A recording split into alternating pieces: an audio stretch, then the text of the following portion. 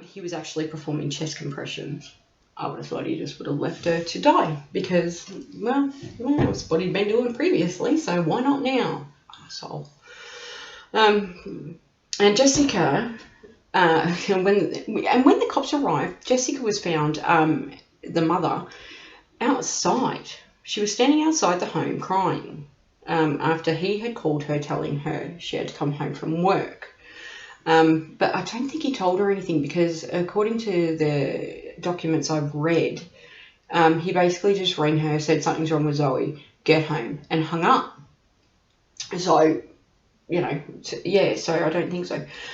But yeah, look, I don't know about you guys, but I know for a goddamn fact that I would be with my child and not out the front crying. I'd be down on the ground begging this baby to live, to be okay. But then again, I'm overprotective. And if I were ever to find out that my partner was accused of anything regarding, not even just regarding inappropriate decisions, inappropriate actions towards a child, you just would not let this person, regardless if it's the father of the baby, because we've all read those stories and we've all heard them. We've all heard them. It's disgusting. But those sorts of people deserve the death penalty, in my opinion. And I think the parents, if it's not the parent that's done it, then, the parents that actually love their children should be the ones to kill these fuckers. But that's just me. I've been told that the death penalty is not a good thing. And I've heard that the death penalty is not a good thing, which I think is ridiculous when it comes to children. They should be killed on the spot and there'd be no problem. So after Matthew had called Jessica while she was at work, he additionally called his friend. And Kristen, I think it's Kristen Coffin. I think because I've misspelled it here, and I know I have, it just doesn't look right to me. His friend, Crystal Coffin, who sometimes babysat Zoey, and actually lived just down the road. But this babysitter and friend of the family was actually having an affair with Matthew as well. Don't know why. I'll pop up a photo in a second for you to see. Yeah, you would not sleep with that. Anyway, so as stated before, at the time of death, CPS had limited his interactions with Jessica and the children. He couldn't go near them without CPS being notified to be there. So it was supervised visits by CPS, not by a relative, not supervised by, an aunt and uncle or Jessica or whatever, because she couldn't be trusted. They knew she couldn't be trusted. So it's probably why there was 3 sets of forms that were signed, because maybe they must have known that she would just, I don't know, they must have known she was a fucking nut job that would go back. They had to. I mean, come on. 3 sets? No. Should only take 1 set and then fuck right off on the other side of the country to get your kids away from this moron who's disgusting. Anyway, so as I said, he was only to see them supervised. He was not to be left alone with the children, but it turned out through text messages and everything later on in testimony that he'd been babysitting those children every day, all of them, since the very day, before and after these documents had been signed 3 times. So day in and day out, he was there, and all of this had been noted because they managed to get them to confess to everything in the end, but it had been noted in the affidavit that he had been there when he shouldn't have been. When Matthew was questioned about his daughter after she was taken away by paramedics, Matthew and Jessica told police that Zoey had previously fallen off the bed and that she'd stopped breathing. Clearly she, and then they're stating that she had, everything was all right after a few minutes kind of thing, so they didn't do anything about it. But they later changed the story, saying that Zoey wasn't doing well before Jessica went to work. Matthew had claimed that it was, and then Matthew went on to claim that everything that had happened was actually his wife's fault, and that Jessica was actually the one who was aggressive towards children and not himself. He even went on to say that Jessica on a daily basis beat these children. I don't know if it's true, but nothing would surprise me, because anyone that leaves their kid in a situation like that. However, it was just so much more to the story than had met the eye initially.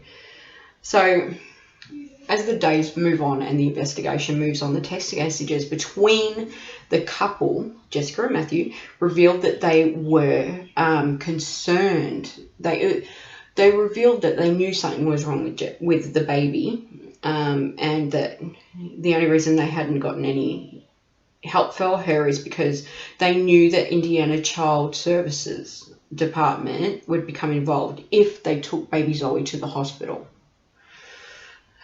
So they put themselves before the welfare and the life of their 1-year-old child.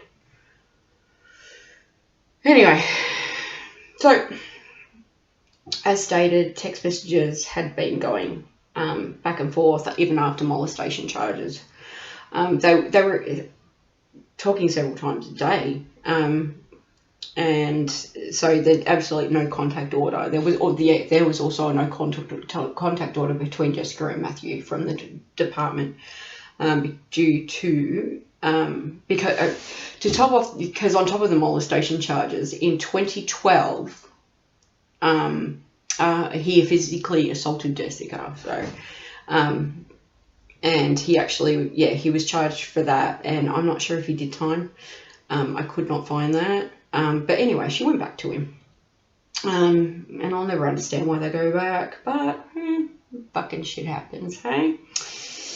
You don't have to look at me wrong and I'll tell you to fuck right off. It also came to light that on that frightful morning, the frightful morning of little Zoey's death, Matthew knew. He knew she was in dire trouble. He knew that she was having difficulty just trying to live, basically. And evidence showed in a message he sent to Jessica that he was worried because baby Zoey was vomiting, she was moaning, she was lethargic, she could barely move, she couldn't do anything for herself. I mean, she was only 1 though, that you can't do a lot for yourself when you're 1, let alone it's just poor little baby. Later on in the morning, after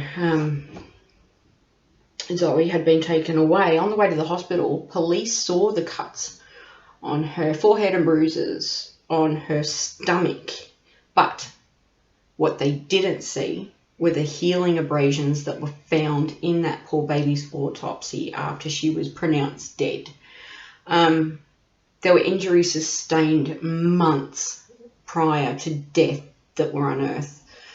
But the actual cause of death was stated that it was from multiple blunt force trauma injuries due to assault. Like someone had stomped on her. The kid was beaten to death. This tiny little baby was beaten to death. And even one of the officers in court stated that she lived 1 year of hell.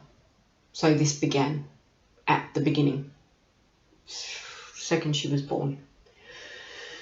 Oh dear. No drink and Coke. I'm still waiting on my deal. Because Diet Coke is all I have now. After a heart attack, I'm not allowed to have energy drinks. So Coca-Cola, I could really use a sponsor. Right. So, let's get on with it, shall we? In the autopsy report, it also revealed that she had contusions of the lips, hemorrhaging of the eyes, neck, and internal organs. Both of her arms had been broken, and in the end, it stated that she had 50 injuries leading up to the morning of her death. 50 injuries in a 1-year-old baby. And they were both new and old. So this had been going on for fucking a year. This cop was right. It's been going on for a year. So when asked why she wouldn't take the children to the hospital, Jessica said, quote, "Every time I turned around, CPS was knocking on my door." Then she even went on to tell the detectives that her husband was not staying in the home with her. So he was not near the children from the previous relationships. But then she later admitted that he had been staying there, which we all know, and then told police that she knew he wasn't allowed to live there because of his pending molestation charges, but she needed a babysitter, basically. Personally, I just put it down to she's one of those women that thought she wouldn't get another guy because he was skinny and she was large. And don't fucking tell me that I'm fat shaming. This is a woman that is put away basically for helping murder her child. So don't get on me about that. I never have an attitude like that. I never flick my hair, but today I will.